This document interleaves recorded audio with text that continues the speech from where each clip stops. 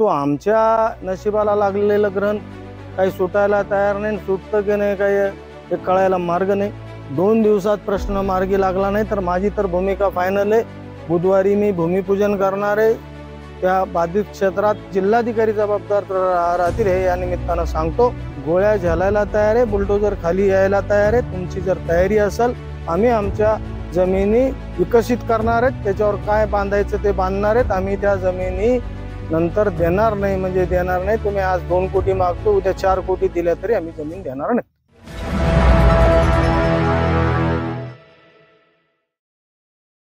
नांदेड जालना समृद्धीवादी शेतकऱ्यांच्या आंदोलनाला आज 128 दिवस पूर्ण झालेत। आम्हाला गेल्या 4.5 महिने होते तील आता या प्रदीर्घ काळाच्या आंदोलनात म्हणजे आनंद खुशी अशी काय पाहायला मिळालीच नाही।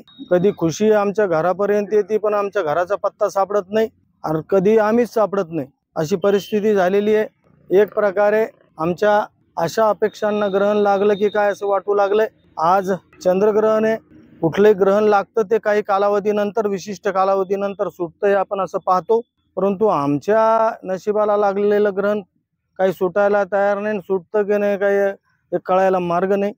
जसे आता चंद्रग्रहणाचे वेध लागले असतील तसे आम्हालाही रास्त मूल्यांकनाच्या बाबतीत आमच्या न्याय मागण्यांच्या सोडवणुकीचे वेध लागलेत, परंतु शासन प्रशासन याबाबत गंभीर नाही। आता ही परिस्थिती केव्हा सुधरेल? शासन गंभीर नाही तर मग आणखीन काय गंभीर एखादा प्रश्न गंभीर व्हावा, परिस्थिती गंभीर व्हावी, हाताबाहेर जावी असं काय वाटतं का? जरी इथं संख्याबळ जास्त नसलं तरी जर परिस्थिती हाताबाहेर न्यायचीच ठरवलं तर 4-2 जण बस झाले। तसं काही करावं का? तर त्याचं उत्तर नाही असं येतं। नाही आम्ही करतोय, मार्ग काढतोय, पण आता मार्ग काढायचं किती दिवस असं चालणार आहे? आम्ही वारंवार सांगत आलो की गणेश विसर्जनानंतर सोमवार आणि मंगळवारी निर्णय घ्या, नाहीतर आमचा निर्णय फायनल आहे। भीक मागायला आम्ही तुमच्याकडे आलो नाही। तुम्हीच आमच्या जमिनी एखाद्या गुंडासारख्या, गुंड कसा ताब्यात घेतो आणि माघारीच एखाद्या प्लॉटवर एखाद्या जमिनीवर बोर्ड लावतो, अमुक अमुक प्लॉट अमुक अमुक गट नंबरची जमीन यांच्या मालकीची, तसंच काहीसा प्रकार समृद्धी महामार्ग असेल, इतर मार्ग असतील त्याच्या भूसंपादनाच्या बाबतीत होतोय। मग आता हा प्रश्न किती दिवस चिघळत ठेवायचा? प्रकल्प राबवायचा का नाही राबवायचा? प्रकल्प हाती घ्यायचा का नाही घ्यायचा? घेऊन किती दिवसात पूर्ण करायचा? हे सगळं शासनानं ठरवलं पाहिजे। 2 दिवसात प्रश्न मार्गी लागला नाही तर माझी तर भूमिका फायनल आहे। बुधवारी मी भूमिपूजन करणार आहे। त्या बाधित क्षेत्रात जे काय माझं 4 वर्षापूर्वी निर्माणकारी हाती घ्यायचं होतं ते उद्या आम्ही सगळे शेतकरी बसणार आहे।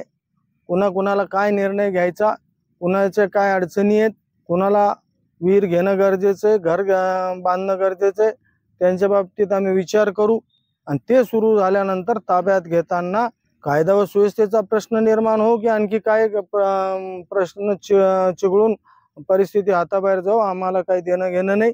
त्याला केवळ आणि केवळ शासन प्रशासन, सगळ्यात महत्वाचं म्हणजे जिल्हाधिकारी जबाबदार राहतील हे या निमित्तानं सांगतो। जिल्हाधिकाऱ्यांच्या कायदा हातात आहे। जिल्हाधिकारी म्हणजे जिल्हा दंडाधिकारी DM म्हणून ते सगळं काही करू शकतात। उद्या आमच्या जमिनी एकतर्फी ताब्यात घ्या पोलीस प्रोटेक्शन मध्ये देऊ शकतात याची मला जाणीव आहे, परंतु त्यांनीही याची जाणीव ठेवावी की आम्ही गोळ्या झेलायला तयार आहे, बुलडोजर खाली यायला तयार आहे। तुमची जर तयारी असेल तसं करायची तर आमची तशी करायची तयारी आहे। प्रश्न सोडवायचा नसेल तर आम्ही कुठल्याही थराला जायला तयार आहे। त्यामुळं या बाबतीत 2 दिवसात गांभीर्याने निर्णय घ्या। तोंडी आदेश पाळायचे का लेखी मागवायचे ठरवा। अनेक आदेश आम्ही बघितलं। काल परवा उपमुख्यमंत्री अजित पवारांना एका IPS महिला अधिकाऱ्याला सूचना देताना हे बंद करा, मी उपमुख्यमंत्री बोलतो, मग इथं जिल्हाधिकाऱ्याला बोलायला काय झालं? बाकीचे का गप्प बसलेत?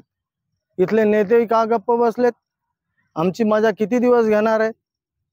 आणि मजा घेतल्यानंतर काय होतं, एखाद्याची आपण ज्यावेळेस छळवणूक करतो त्याला वेठीस धरतो आणि त्यावेळेस त्यानं टोकाची भूमिका घेतल्यानंतर वेठीस धरणारे त्याला जबाबदार धरतात। हा गुन्हा ठरतो। तर हा गुन्हा तुमच्या हातानं घडल, फार मोठं विपरीत घडल हे लक्षात घ्या आणि ते होऊ द्यायचं नसेल तर 2 दिवसात निर्णय घेऊन कागदोपत्री आम्हाला लेखी द्या, तरच आम्ही काहीतरी बघू. नाही तर बुधवार नंतर ना आंदोलन करायचं, ना पैसे मागायचे, ना मूल्यांकन मागायचं. आम्ही आमच्या जमिनी विकसित करणार आहेत, त्याच्यावर काय बांधायचं ते बांधणार आहेत. आम्ही त्या जमिनी नंतर देणार नाही, म्हणजे देणार नाही. तुम्ही आज 2 कोटी मागतो, उद्या 4 कोटी दिल्या तरी आम्ही जमीन देणार नाही.